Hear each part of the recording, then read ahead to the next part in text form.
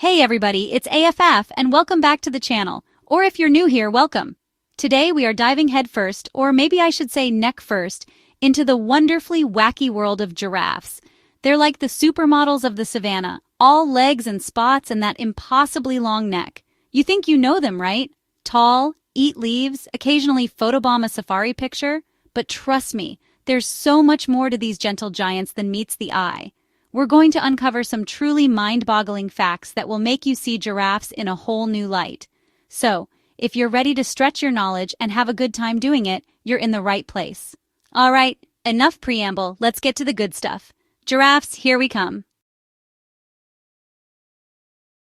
Giraffes are tall. Adult males can reach 18 feet and females around 14 feet. That's like stacking 3 or 4 humans. Their height helps them reach leaves high up in acacia trees. It also gives them a great vantage point to spot predators. Truly, giraffes are the skyscrapers of the animal kingdom.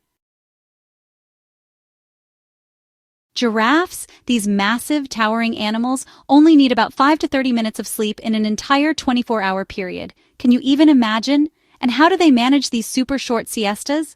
Well, they often sleep standing up.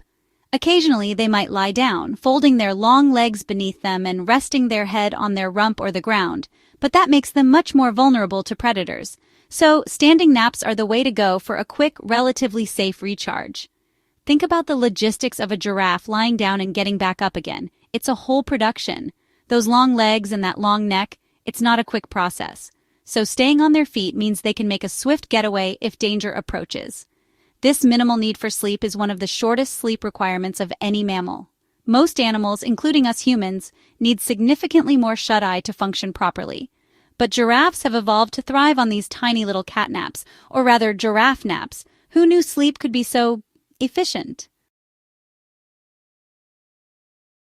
All right, so they're tall, they barely sleep. You might think with all that height and those long gangly legs they'd be a bit clumsy or slow. Well, prepare to be surprised again because giraffes can actually run pretty darn fast. We're talking speeds of up to 35 miles per hour. It's quite a sight to see a giraffe in full gallop. Their movement is this incredibly graceful, slow-motion kind of lope. Their long legs cover a huge amount of ground with each stride.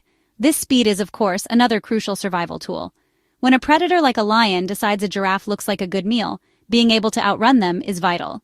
They've got the get up and go to deal with it too. Despite their somewhat awkward top-heavy appearance, giraffes are surprisingly athletic. They're like the ultimate multitaskers of the savannah. Now, let's talk about one of the most iconic features of a giraffe, besides the neck, of course, their spots, those beautiful, blotchy patterns that make them look like living, breathing works of art. But did you know that each giraffe's spot pattern is completely unique?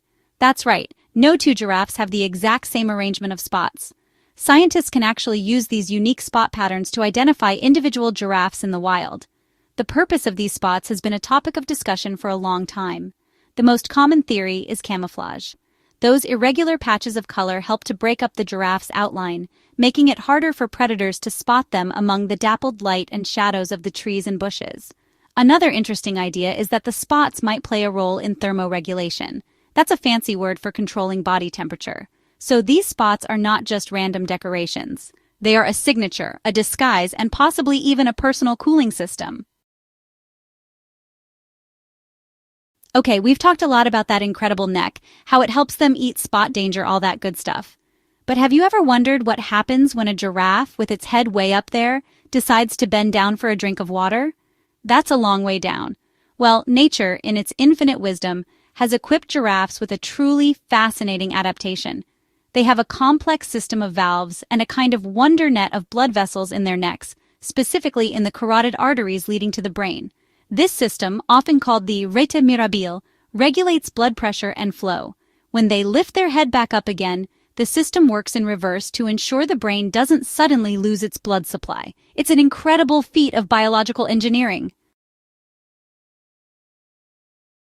All right, let's stick with the neck for a little longer because it's just so iconic. We know it's long, we know it has a special blood pressure system, but here's a fact that might really surprise you. Giraffes have the exact same number of neck vertebrae. Those are the bones in the neck, as humans do. Can you believe that? We both have 7 cervical vertebrae. The difference isn't in the number of bones but in the size of each individual vertebra. In giraffes, each one of those 7 vertebrae is super elongated. This shared number of neck vertebrae is actually common among almost all mammals. It's one of those fascinating little quirks of evolution, a kind of blueprint that nature stuck with for a huge range of creatures. So the next time you stretch your own neck, remember your 7 little vertebrae, and then picture the giraffe's 7 supersized ones. So, we've talked about how giraffes have that special system to help them drink water without getting a head rush. But here's another interesting tidbit about their hydration habits. Giraffes actually only need to drink water once every few days. A big reason for this is that they get a significant amount of the moisture they need directly from the leaves they eat. Those lush green leaves, especially from acacia trees, are packed with water. This reduces their dependence on open water sources, which can be dangerous places, attracting predators and sometimes being scarce. When they do drink, they can consume a lot of water at once, up to 10 gallons or about 38 liters in a single session. Their bodies are also well adapted to conserve water. They're not just tall and spotty, they're also masters of water management. Less time at the water cooler, more time for, well, being a giraffe. All right, let's talk about another incredible tool in the giraffe's arsenal, its tongue. And folks, this is no ordinary tongue. We're talking about a tongue that is seriously long, about 18 to 20 inches or 45 to 50 centimeters. This super long tongue is also prehensile, which means it can grip things, much like an elephant's trunk or a monkey's tail. They use it with incredible dexterity to wrap around branches and pull leaves into their mouths, especially from thorny trees like the acacia. The acacia tree is a favorite food source for giraffes, but it's covered in some pretty gnarly thorns. Their tough, agile tongue, along with thick saliva and leathery lips, helps them navigate these thorny defenses to get to the nutritious leaves. And here's another fascinating detail about their tongue. It's a dark bluish-purple or sometimes almost black color. The leading theory is that the dark pigmentation helps protect it from sunburn. So the giraffe's tongue is not just long, it's strong, skillful, and even sunproof. Now, let's talk about new beginnings, giraffe style. Female giraffes give birth standing up, which means the newborn calf makes a rather grand entrance into the world, falling about 5 to 6 feet. That's around 1.5 to 1.8 meters to the ground. This rather abrupt arrival is actually thought to help sever the umbilical cord and, importantly, to encourage the calf to take its first breath. Giraffe calves are remarkably resilient. They are born already quite large, weighing between 100 to 150 pounds, that's 45 to 68 kilograms, and standing about 6 feet tall themselves. Within about 30 minutes to an hour of being born, a baby giraffe is usually standing, and shortly after that, it can walk and even run. The mother giraffe is very attentive, gently nudging and licking her newborn. It's a truly remarkable process, from that dramatic drop to those first wobbly steps, all happening within such a short space of time. Okay, for our final amazing giraffe fact, we're diving into something you can't see, and you probably can't hear either. Giraffes have a secret way of communicating with each other, and it involves sounds that are below the range of human hearing. This is called infrasound. Scientists have suspected for a while that giraffes might use infrasound, partly because they are often seen coordinating their movements over large distances without any obvious visual or audible signals that we can detect. Infrasonic calls can travel for many miles, passing through obstacles like trees and even over hills. While giraffes do make some sounds that humans can hear, like snorts, hisses, moans, and even a flute-like sound, these infrasonic vocalizations are thought to be a key part of their social interactions.